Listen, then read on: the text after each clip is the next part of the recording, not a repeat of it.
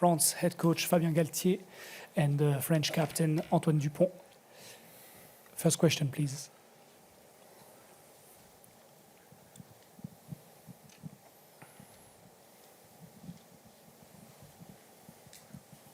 Bonsoir, Romain Bergogne au journal de l'Équipe.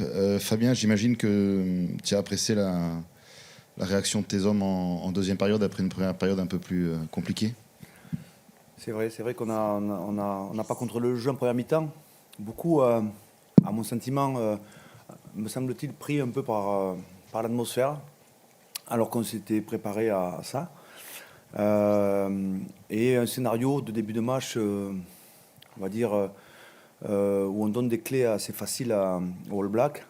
Donc on pense à ce premier essai après une touche jouée et aussi et pas mal de petites scories dans notre stratégie qui a fait qu'on a plus l'impression que les All Blacks contrôlent le jeu que nous. Mais on est rentré au vestiaire grâce, je pense, à notre discipline. Vraiment, notre discipline nous a permis de tenir le match avec le score. Et ensuite, c'est vrai que la deuxième mi-temps, la rentrée des finisseurs nous a permis de reprendre le contrôle du match, mais pas immédiatement. Puis ils ont repris le score, là aussi sur des, on va dire, sur des erreurs qu'on a commis, alors que je pense qu'on peut faire mieux. Mais le bras de fer a été gagné et on est très satisfait du résultat, bien sûr.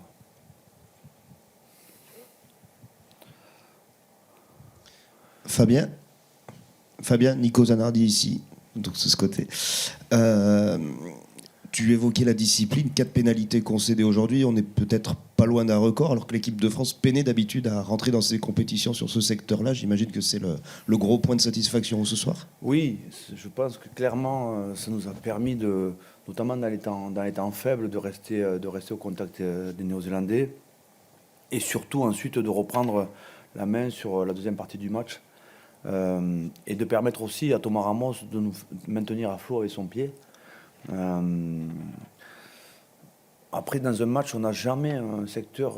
C'est difficile d'identifier le secteur qui va nous permettre d'être compétitif. Il y a toujours 3-4 cases à cocher en fait pour être en capacité de gagner le match. Mais celle-là, vraiment, aujourd'hui, elle a été essentielle.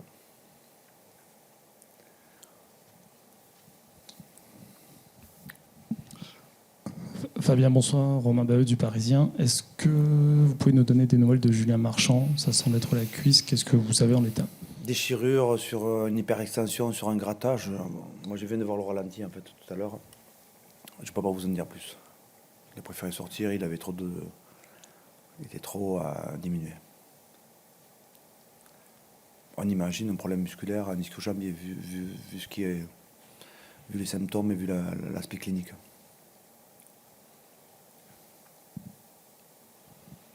Bonsoir messieurs, Nicolas Dupin de Bessade, Canal+. Question pour Antoine. Au micro du speaker, tu as parlé d'un match laborieux et à la fin, il y a quasiment 30 points face à la Nouvelle-Zélande. Est-ce que dans tes rêves les plus fous, c'était un tel écart? Non, c'est sûr, quand on fait le bilan purement comptable, c'est incroyable de mettre 30 points All Black en match d'ouverture, mais c'est un peu notre problème, ou peut-être justement ce qui fait qu'on maintient au niveau de performance, c'est qu'on a plus tendance à voir les mauvais côtés que les bons, et je pense qu'on est aussi capable, on sait qu'on est capable de faire mieux que ça, notamment cette première mi-temps, on l'a dit, même en deuxième, il y a des coups qu'on doit mieux jouer, on les laisse marquer trop facilement. Donc sur un match qui paraît plutôt moyen de notre part, on arrive quand même à mettre 30 points, ce qui est hyper positif évidemment.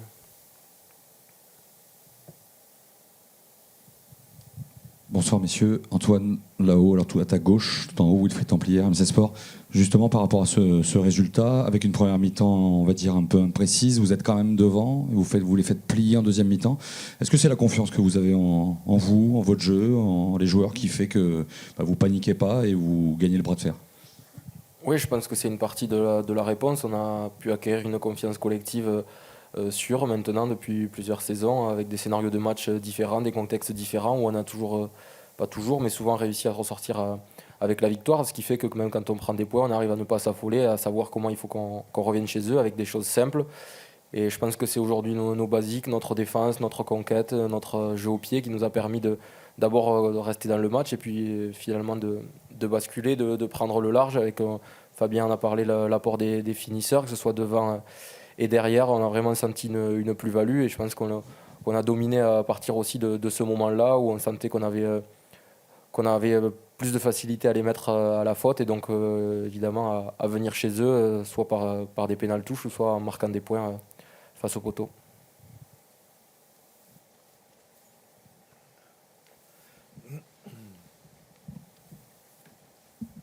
Bonsoir messieurs, Thomas Métral, le Rugby Show. Question pour Fabien. Je pas entendu. Thomas Métral, le Rugby Show. Question pour Fabien. C'est la première fois que les All Blacks perdent un match en poule en Coupe du Monde. C'est un exploit ce que vous avez réalisé ce soir? Disons que c'est les faits. Et les faits font que les All Blacks sont présentés avec 31 victoires consécutives en compétition depuis 9 Coupes du Monde. Et aujourd'hui, pour la 10e, ils ont perdu leur premier match de phase qualificative face à nous, en France. On peut considérer que pas un exploit, mais on a coché cette case aussi. Et c'était important pour nous. C'est très important. Le score, 29 points... Un point nous suffisait. On voulait accrocher cette victoire de prestige.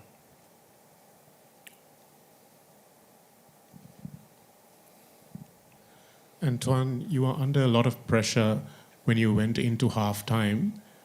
What did you speak about at that point? And especially when the All Blacks scored immediately after halftime, what did you discuss under the goalpost while the conversion was being taken? Et il fallait qu'on se libère. On a été plutôt inhibé sur le début de match.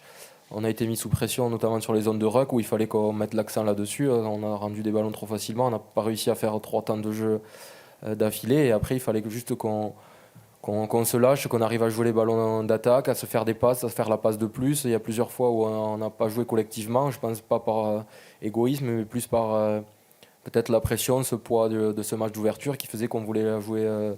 un peu plus sécure et pas faire cette passe de plus qui justement nous fait du bien dans notre jeu. Quand on l'a plus aéré, on a plus de facilité à trouver des solutions. Et donc ça a été ça le discours à la mi-temps, et tout en gardant ce qui a fait qu'on était dans le match encore, c'est-à-dire notre défense et notre conquête. Question pour Fabien encore.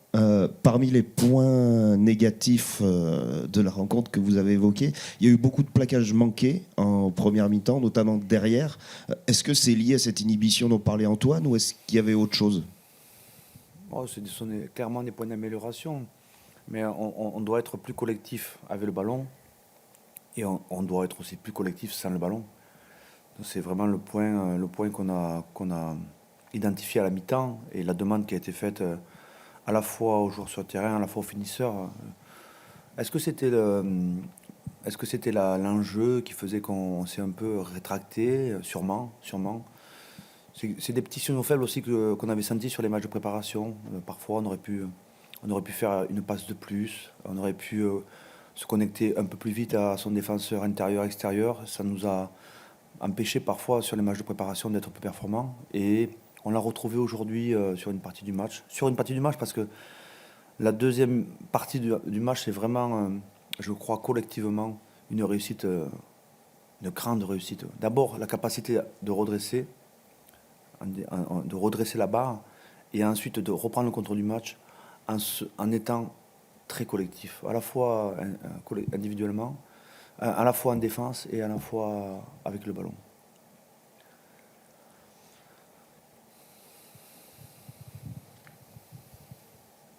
For Antoine, what do you expect of next match against Uruguay, and especially playing against Santiago Arata, number 9 you have played a lot against in top 14? Là, pour le moment, on va surtout profiter et récupérer de ce match-là. Après, il y aura évidemment la projection sur le match de l'Uruguay qui va arriver très rapidement avec... on le sait, au poste de demi-mêlée, un joueur très performant, très physique, qui est qui est Santiago, qui me montre tous les week-ends en top 14 et qui sera évidemment un joueur à surveiller, un danger. On l'a vu éclore à la dernière Coupe du Monde et depuis il n'a pas cessé de s'améliorer, donc ça sera un joueur dangereux de cette équipe.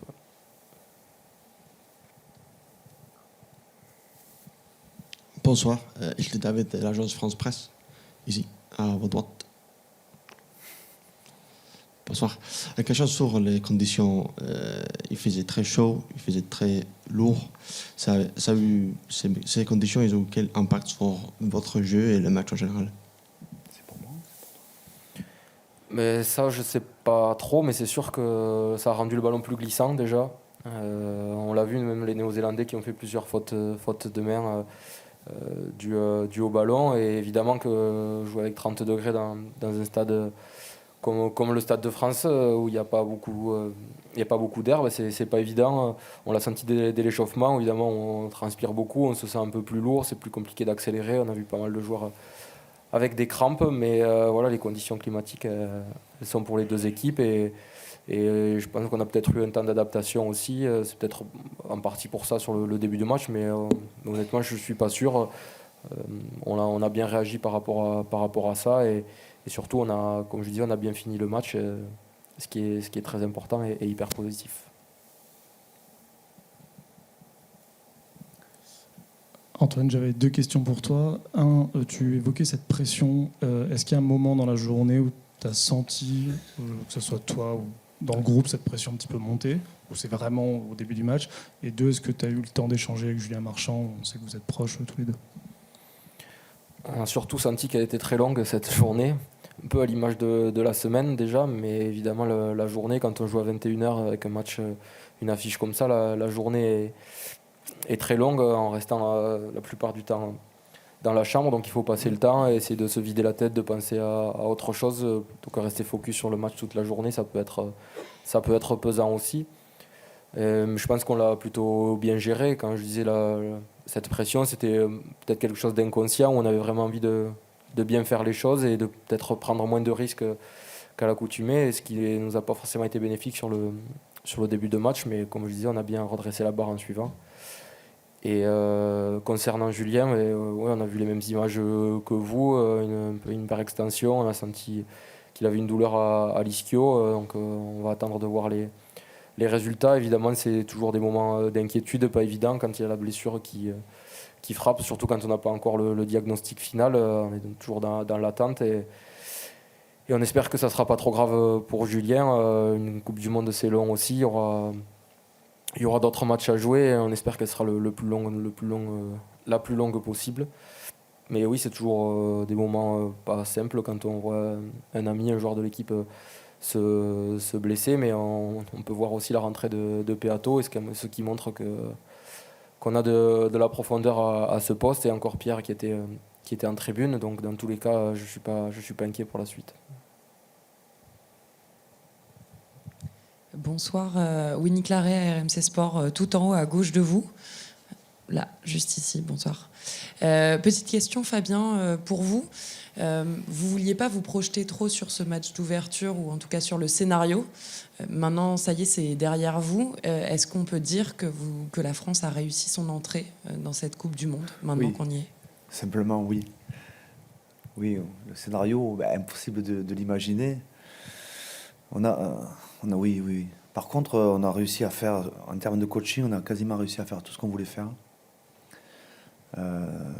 Oui, le scénario, il est parfait. Le résultat est parfait, on va dire. Le scénario, peut-être un peu moins, puisqu'on a perdu peut-être pour quelques jours. Julien, je dis pour quelques jours. Attention, je pèse bien mes mots. Le Coupe du Monde, c'est long. Donc, quand on a un joueur qui se blesse, on n'est jamais content. C'est déjà le premier, on va dire, la première réaction, c'est d'abord les joueurs en bonne santé.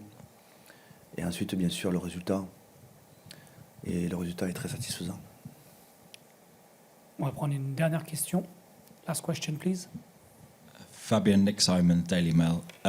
Bernard Laporte said the other week that he hopes this World Cup will galvanise the country at a time where there's maybe societal cracks. Did you feel that out there in the stadium today? And do you have similar hopes that this team can sort of bring a bit of unity?